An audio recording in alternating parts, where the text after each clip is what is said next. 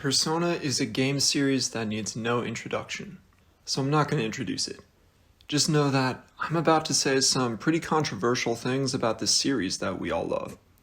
The way I'll format this video is I'll state a controversial feature or mechanic that I think would be great to see in Persona 6, and then I'll go into detail explaining or defending my reasoning before moving on to the next one on the list.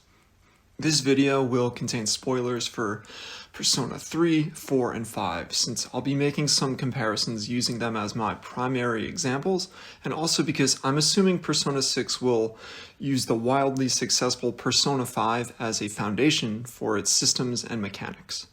To preface this, please understand that I truly love Persona. I'm not trying to rank your favorite game series by suggesting these things, and honestly, no one at Atlas or P Studio is going to listen to this anyway, so let's just try to have some fun with it. Better yet, let's make a deal. If I suggest at least 2 features that you immediately disagree with, but then I change your mind with my explanation of why, I'm not going to ask that you subscribe to my channel, but instead, let's make it that you have to call that family member you haven't talked to in a while and see how they're doing. Catch up and all that jazz. I don't know if it's your mom, your dad, your sister, whatever. Just give them a call and rank up that real-life social link. Okay, let's start it off. Number 1.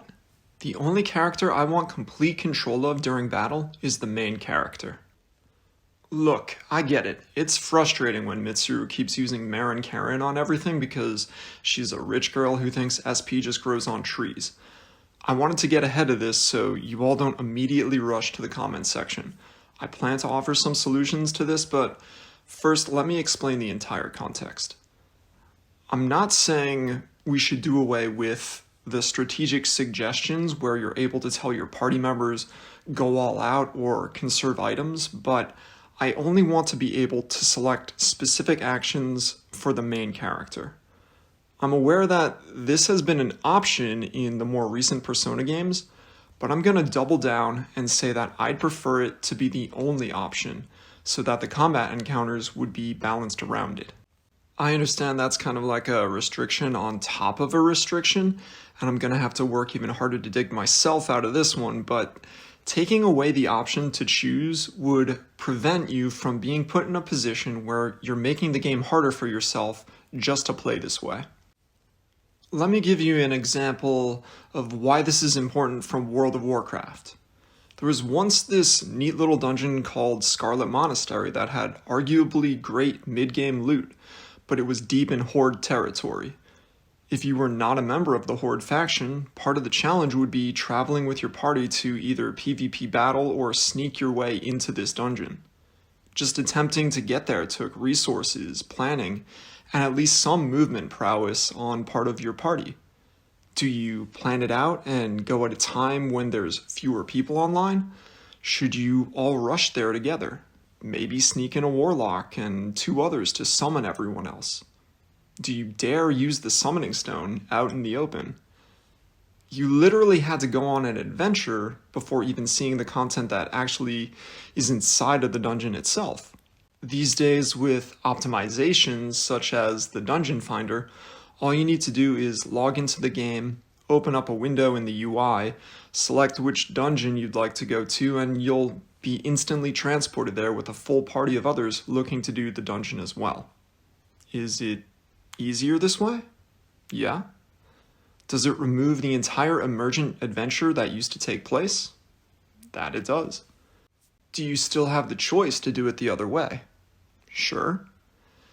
Does anyone actually do it that way? Not really. The real question is this actually an improvement? And that's a harder question to answer because it really depends on the sort of motivation box you're looking to tick. Is it extrinsic? Are you looking to get in there and obtain loot as efficiently as possible? Or is it intrinsic, where you want to have an adventure and take on an interesting challenge? I believe that when extrinsic motivation is a core part of the gameplay loop alongside intrinsic motivation, optimal design occurs when players don't need to choose between these two and can tick both boxes at the same time. Okay, so now we have some reasoning for taking away the option to choose, but why would anyone want to give up control or strategic options when this has already been quote unquote fixed in the newer games? Well, to explain it in one word, immersion. To return to my previously scheduled verbosity, if we look at Persona 3 as an example, it's one of the most self-insert style games I've ever played. Some JRPGs feel inspired by anime. I would argue that the original Persona 3 feels like you're actually living in an anime. I think the differentiator between other JRPGs and the original Persona 3 comes down to how much control you have over growing the main character's relationship with other characters. But to get a bit more specific, you're constantly making macro decisions such as how strong does the party need to be before the next full moon, or which social links should I prioritize? And also micro decisions such as what is the correct answer to the question that our teacher just asked, or what advice should I give to my friend? Having feedback and consequences for these decisions really helps the game feel immersive. So much so that the characters you have social links with start to feel like real people. Something that breaks that immersion for me is a lack of consistency. Like when I'm playing one half of the game where a party member has agency, and the other half where they don't. For example, in Persona 4, when I as the player am only in control of the main character during Yosuke's social link, and I need to convince him that he's his own person with a purpose outside of just solving the murder case in Inaba, that he has what it takes to take the reins and make a life for himself, it feels kind of jarring when we go into a dungeon and suddenly I'm able to directly control what Yosuke does in battle. It's like, yeah, sure, you're your own guy, but I need this enemy Garud stat. I think Yosuke is a useful example because of how the themes of purpose, individuality, and carving your own path in his particular social link make it so jarring. But it's also a bad example because I don't want you to think he's just the exception to the norm. I get this inconsistent feeling anytime the battle mechanics have me needing to convince or empathize with the character who has a different perspective than me in a social link, but then I'm given direct control of them in battle. It removes the feeling that they're their own person and instead starts to feel like I'm kind of puppeting them around. I know this won't resonate with everyone, so let me try to take this on from another angle. I understand that direct control of your party allows for battle mechanics that are strategically rewarding due to being able to set up smart and compelling combos that give great feedback, especially due to the one more system making sure that using the right attacks on the right enemies feels great. But I don't know about y'all, but I'm playing Persona because it feels like an anime. And I want you to be honest with me here.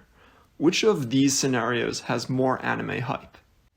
A situation where you're playing Persona 4, you're low on health, there's one enemy left standing, it's weak to wind damage. It's Yosuke's turn, so you take control of him, slap Garu on the enemy, knock it down, all-out attack, and the battle is won. Or that same situation, but you don't have direct control over Yosuke. The turn cycles over to him, and your mind starts racing. What is he gonna do? Does he know the optimal strategy? Is he in the frame of mind to listen to your strategy? Does he care? What matters more to him? Healing you in the moment or finishing the battle so we can safely heal afterwards? No matter the outcome, doesn't that second scenario sound more compelling? This all works better when party member AI gets tightened up, and that's the sort of thing I'd like to see focused on improving if I'm only going to be able to control the main character in battle. Assuming the new baseline is that the party's battle AI notices enemy weaknesses, HP thresholds, turn orders, and is just overall less silly, let's think of some other ways the mechanic could become more robust. If we look to Persona 4 and 5 for inspiration, I gotta say that I was so excited to discover the systems that gave your party members specific advantages in battle as you increase their social links. It made sense that as your relationship grew, your power in battle did as well. I'd love to see Persona 6 lean even further into this and have your party members' AI be affected by your strategic suggestion, but also what rank your social link is on, or what has happened recently in the plot that might affect their judgment or priorities. I could imagine this sort of thing happening similarly to the Gambit system from Final Fantasy XII, where your party members have a prioritized list of if-then statements that determine what they do in battle. But for immersion, this would be hidden from the player and tweaked or reprioritized by the game depending on different factors, like the social link level, whether you're in a romantic relationship with said party member, or what has occurred recently or had long-lasting effects in the main story of the game. Maybe I lost you there towards the end, but I'm just saying there's a lot of cool things that could be done to party member AI in a game where a large portion of it is growing your relationships. Alright, for the second one, I'll say that I want a system similar to Fatigue from the original Persona 3. First, let me be clear. I don't want Fatigue to return, just a system similar to it. Fatigue is a mechanic that I think belongs solely to Persona 3 because it fit well with the circumstances of needing to stay up late with your best buds to take down shadows and then still go to school and live your life. I understand that Fatigue was a mechanic that Persona 3 Reload omitted because it was annoying to have characters get tired and want to leave Tartarus in the original Persona 3. What we gained was a smoother dungeon crawling experience, but what we lost was a really unique and thematic system that added some interesting decision making to the game. When I first played the original Persona 3 on release, I didn't exactly know all of the systems and how they interacted. They were so varied and new to me, which led me to thinking through things intuitively and almost being forced to roleplay further than I had expected. This created scenarios where I had to think, is it going to lower my social link with Yukari if I stay in Tartarus for too long and she becomes tired, or am I going to perform worse on an exam if I stay too late in Tartarus the night before? I admit that my subjective confusion is a bad foundation for my argument here, so I'll move on. But the one piece I'd like to highlight is that I enjoy when the social sim aspects affect the dungeon crawling aspects and vice versa. While the mechanics didn't really work that way, I believe the game could feel more reactive and rewarding if they did. The more the core systems interact with each other, the more compelling the gameplay loop tends to feel. If we take a look, in every Persona game with the social link and dungeon crawling split, it's almost completely one-sided, with the social system immensely affecting the dungeon crawling system due to your accomplishments in the social system providing you access to stronger personas to use in the dungeon crawling system. But if we look at it the other way around, accomplishments made in the dungeon crawling system provide almost nothing to the social system. One example of that almost nothing is that bringing a persona of the Magician Arcana with you to the Magician social link events will give you a boost in that social link. However, you could use the same level 2 pixie you got the first time you entered the dungeon crawl to serve that purpose for the entirety of the social link. If we'd like to expand upon that, one very basic suggestion would be that bringing higher level or higher tier personas with the same arcana to each respective social link event would provide more progress points towards the next rank. While this would nicely close the loop in the systems, I don't think it would be doing so in a mechanically satisfying way. Another way could be that each social link has a gift that will raise their progress to a significant degree, but that gift is hidden in the dungeons and can only be given after you've found it. Once again, it's a little too basic, but these are just two examples to get you into the idea that this sort of thing is possible. If we think back to the fatigue mechanic, a similar system could help bridge the loop in a more interesting way if how it scaled was adjusted and the consequences of incurring it were intuitive. But let's think about the other issues that a system like fatigue could help solve, and maybe we could come up with an even better suggestion. I think we've gotten to the point where going to the dungeon for one day and then saving the rest of the days for each cycle for social links has become not just the optimal strategy, but a common and easy one to accomplish. SP has been the sole resource that determines how long you can stay in a dungeon for both Persona 4 and 5, but the fatigue system, unique to Persona 3, helped spread the responsibility. While going to a dungeon once per cycle is efficient in terms of being able to max all the social links, it can lead to long stints of focus on one gameplay system without the reprieve or variety of the other. I admit that I enjoy sometimes knowing that the next chunk of gameplay will be exclusively dungeon crawling or exclusively social sim, and I can settle in and turn off my brain from some aspects I know I won't have to deal with and maybe just grind out some levels, for example. But the way the other characters are constantly asking to go to the dungeon in all three games, I can't help but think it would make more sense narratively if players were hopping into the dungeons more often. While fatigue is a system that employs negative reinforcement to discourage the player from spending too much time in one dungeon run, I think it would feel better if this concept was tweaked to be a positive reinforcement system that encouraged players to go to dungeons more frequently. I promise I won't go into another long-winded OG World of Warcraft example, but I would like to point out an instance where the developers of the original World of Warcraft turned their bonus EXP gain mechanic from a negative reinforcement, where they penalize players for playing too long by lowering the amount of XP they'd gain, into a positive reinforcement where they rewarded players for returning to the game after duration by increasing the amount of EXP they gained when they returned.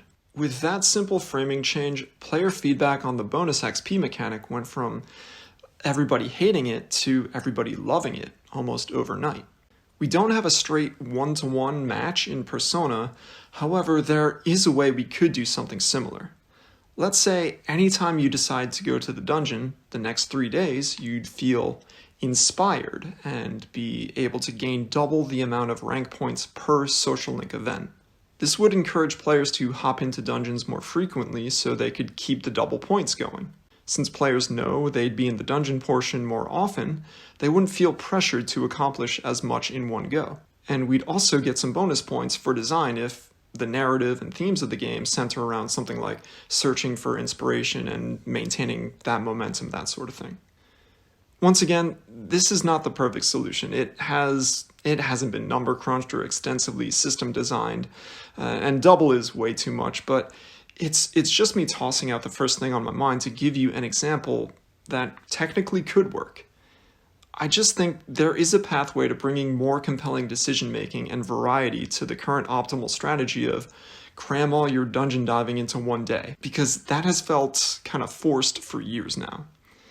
To summarize, if a new system that encouraged you to return to the dungeon crawl more frequently were to be included in Persona 6, and also fit thematically with the game's narrative, I think it would spice up and expand upon the two systems in a truly positive way. Number 3. For number 3, I want social links that require you to give bad advice to rank up. Persona 3 gets a lot of flack for having social links that require you to suggest some shady stuff to your so-called friends if you want to rank up. And I honestly really like that tension. The way I rationalize it is that often, early on in a social link, your character should be looking to mirror the other person and just kind of vibe with them. You don't really know them very well, so you just sort of nod and give them advice that they already have the perspective or frame of reference to accept. Once they grow to trust you, you can then begin to guide them towards broadening their perspective and developing a hopefully healthier or at least more informed viewpoint. This sort of thing makes sense to me, especially when you consider personas are the masks you swap in and out in order to have acceptable behavior around different types of people. Also, let's go back to that thing I said about tension. If we take a look at the social link for Kaz, the Chariot Arcana in Persona 3, you need to encourage him multiple times to keep training and potentially ruin his ability to run in the future if you want to rank up his social link. This puts you in a position where you need to consider a sort of trolley problem. Do you put one person's health in danger to become strong enough to save the world? This begs many more interesting questions. What if he's your friend? How much danger will he be put in? How much stronger will you become? Is that strength you gain for doing so going to be the defining factor in how many people you can save? This sort of tension is important to establish stakes in the world, and in my opinion, it's such an interesting and uniquely Persona way of doing so. Yeah, that's all I really have to say about this one. I feel kind of bad. I don't have a fun World of Warcraft example this time around.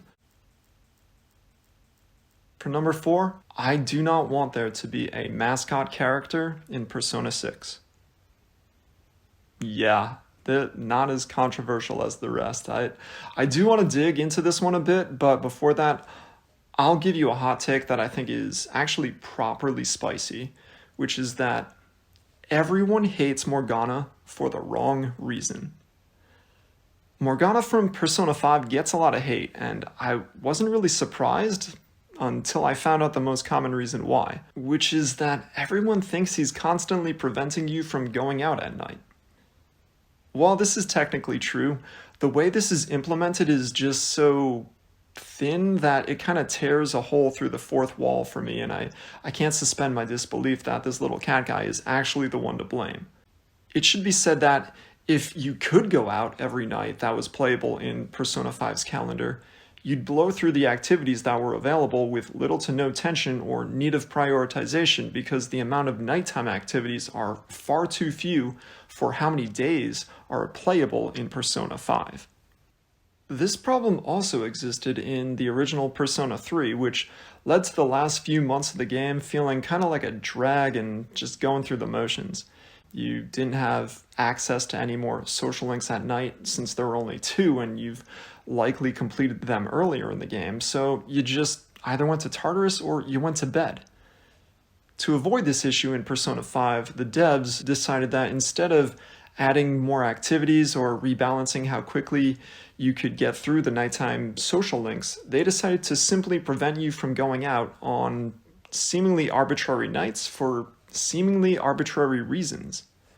Instead of coming up with some plot reasons that foreshadowed you not being able to go out at night and then making your character have an internal dialogue that says, it really was a long day, I need to get some rest. Instead of doing that, they threw Morgana under the bus and made him say, nah, you can't go out tonight because I said so.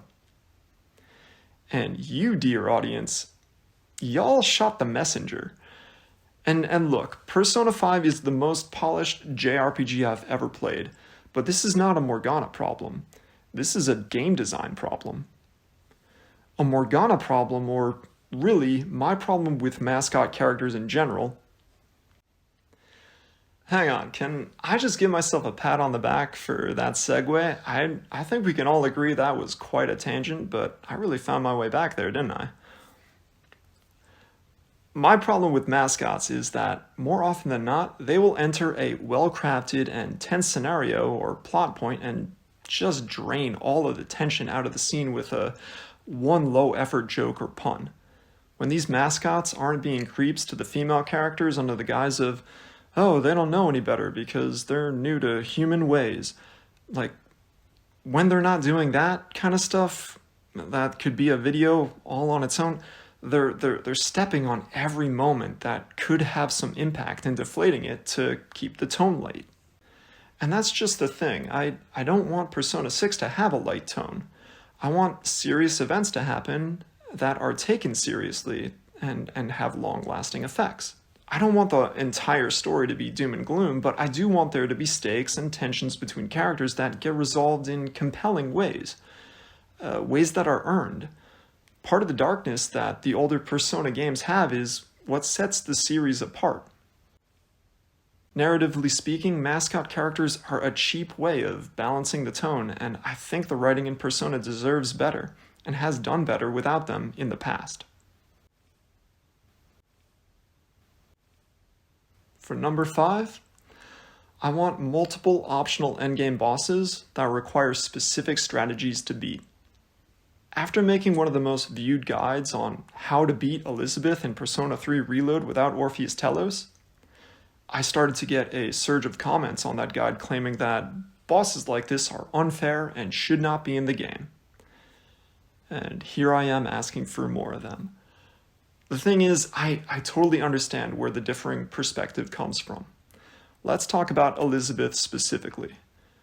This boss has an extremely punishing design due to how far into the game you need to be to just understand that certain strategies are not available to you, since she's pretty much a check on how many social links you've been able to max, and you become aware of this long after you have any way of fixing your mistakes. Did you max all of your social links but not anticipate that Ken's link story is also needed to fuse Orpheus Telos, despite no other link story being required for it? Well, the fight just got 10 times more difficult. Sorry. Did you forget to talk with the drunken monk at the club? Well, the fight just got 3 times more difficult. Sorry. Did you forget to buy the Shoes of Bane from Tanaka's shop some Sunday I don't even remember the date of? Well, the fight just got twice as difficult. Sorry. Elizabeth as a boss is frustrating and punishing because there's zero tutorialization or warning that a fight like hers even exists. The other thing about that is Elizabeth is a trial and error boss, which means if you aren't at least reading bullet points of the rules you need to abide by just not to get insta-killed from a guide, you're in for a rough time of banging your head against the wall and needing to experiment 30 minutes into a fight only to find out that, oh, there's a new mechanic. I guess I need to choose something different next time. I guess I'll toss another 30 minutes at this fight to see if I can guess the correct thing next time. Her entire design tends to leave the same bad taste in my mouth that I get from finding out how the Zodiac Spear worked in the original Final Fantasy XII. Its gimmick was that if you opened a handful of arbitrary chests that the game marked as incorrect, you were barred from obtaining the best weapon in the game, which is a baffling design choice that only serves the purpose of selling strategy guides. These days, we have the internet, and that beats having to shell out money for a guide, but I will say that despite looking at multiple professional game websites to learn the rules for the Elizabeth fight in Persona 3 Reload, I still had to make my own guide because the info they had was incomplete or outright wrong in the early days of Reload's release. One fix to this sort of thing would be to have clues hidden throughout the game that, when pieced together, shined a light on the type of strategy required to beat such a prescriptive boss. That is to say that, these optional uber boss fights can be improved. Also, I do think there is quite an appetite for them. If you have spent any time on the Persona subreddit recently, you'll find that we've gotten to a point in the life cycle of Persona 3 Reload where many players are making top-tier personas with perfect skill lines, max stats, and they're asking others to critique their build to see what tweaks or iterations could make it just a little bit more powerful. And for the life of me, all I can ever think of when I see these sorts of posts is, that's pretty impressive. It's a shame that nothing in the game requires anything close to that level of fusion crafting. You're pretty much just shooting a cannonball at an anthill at this point. I don't actually comment that because I don't want to be discouraging, especially when I totally respect the level of depth that the systems have, and also the level of passion and devotion a player needs to have to engage with that system at that depth. But what if there were more pirate ships to shoot our cannonballs at? What if making the perfect cannonball was the only way to crack through some massive hull? That's really all I'm asking for. I know this kind of cranks some of the problems that these sort of fights have all the way up to 11, but can we just keep in mind that these fights are optional? The Elizabeth fight rewards you with nothing but some, "you really are the strongest, I need to train harder" style dialogue, and the Omnipotent Orb. Now I gotta say, the Omnipotent Orb is probably the strongest item in the game, but if you are able to obtain it, you have absolutely no need for it. It's like getting a free golden chocobo after using Knights of the Round to kill Ruby Weapon. I will say that the Omnipotent Orb is at least more fun to use than a second golden chocobo, but that's about it. My point here is, if you don't complete this fight, you're not missing much, so I don't think you should feel too strongly about it being in the game as an option.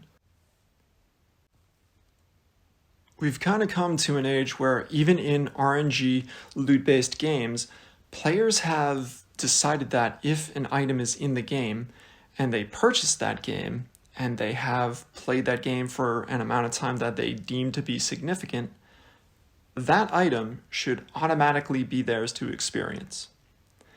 And I feel like if that's your expectation from the medium, you should probably just watch a movie instead.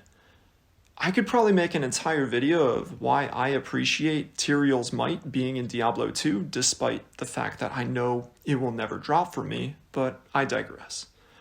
I think that there should be more of these optional boss fights designed to really test the player's ability to collect and build out optimal Persona teams. When you're done with the story, it's just nice to have a sizable chunk of the game to keep you in that world a few hours longer if you so choose. Alright, everyone, we have made it to the last one. Here we go, number 6. In Persona 6, I want it to be impossible to max all social links in one playthrough. I left this as the last one for a few reasons. It's quite drastic, and it also builds upon some of the reasoning I have behind many of the other mechanics I've suggested previously. Let's start with the drawbacks we'll incur if this sort of change from the norm were to be implemented. Well, you won't be able to collect all of the personas in one playthrough if max social links are the only way to obtain them, which means you won't be able to completely fill up your compendium. And also, you won't see all of the story content in one playthrough, which means there likely isn't one canonical playthrough. I think that was ripping the band-aid off. I think that's about it, and I gotta say, I'm alright with both of these. I know it's fun to collect achievements and of course monsters in a monster collection game, but I never thought of Persona as a gotta catch 'em all type of monster collection game, especially when compared to others. There aren't even any shinies in Persona, which is a gameplay mechanic that typically exists to extend gameplay focused on monster collection. But, even worst case scenario, a New Game Plus could allow you to fill the compendium. If we think about missing story content, that, I admit, is a harder pill to swallow, and also the main reason I want this change in the first place. While this may sound counterintuitive, can you imagine how freeing it might feel to know that if you didn't get the exact right answer on every test, if you don't say the exact right response in every social link, if you don't level up social links in the exact optimal order, if you don't cram all of your dungeon crawling into one day, if you simply play the game blind, making choices that make sense to what you can feasibly intuit, you still get the full intended experience?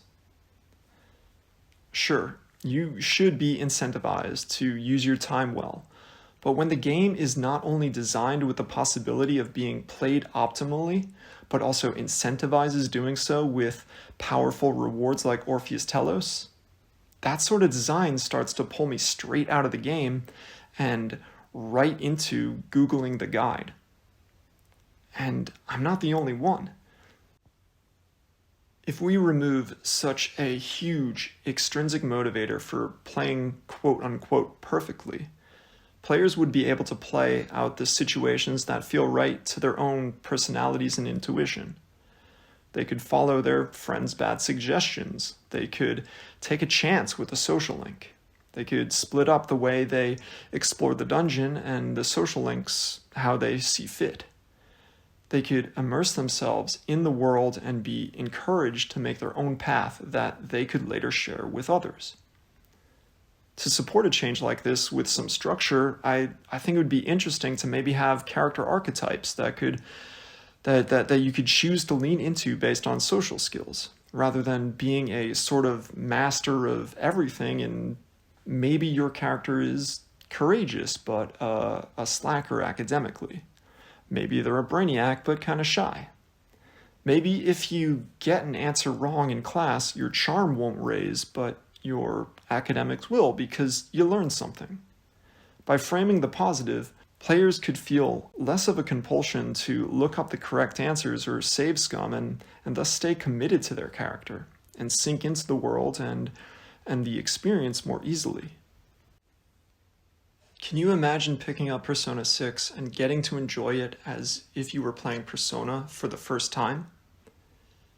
Can you imagine engaging with the systems to enjoy the world instead of engaging with the world to optimize your efficiency with the systems? That's the Persona 6 I want to play.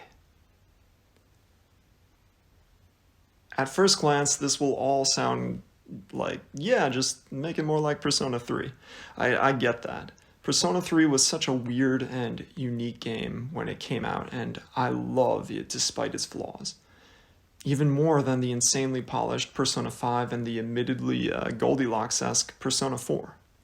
But my intent when spotlighting these 6 wishes for Persona 6 was specifically to focus on improving immersion and replayability.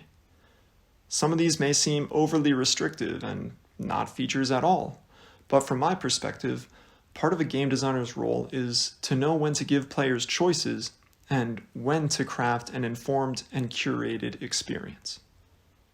Maybe I stated 6 things you absolutely disagree with despite going into this with good faith and hearing out my reasoning, and that's fine.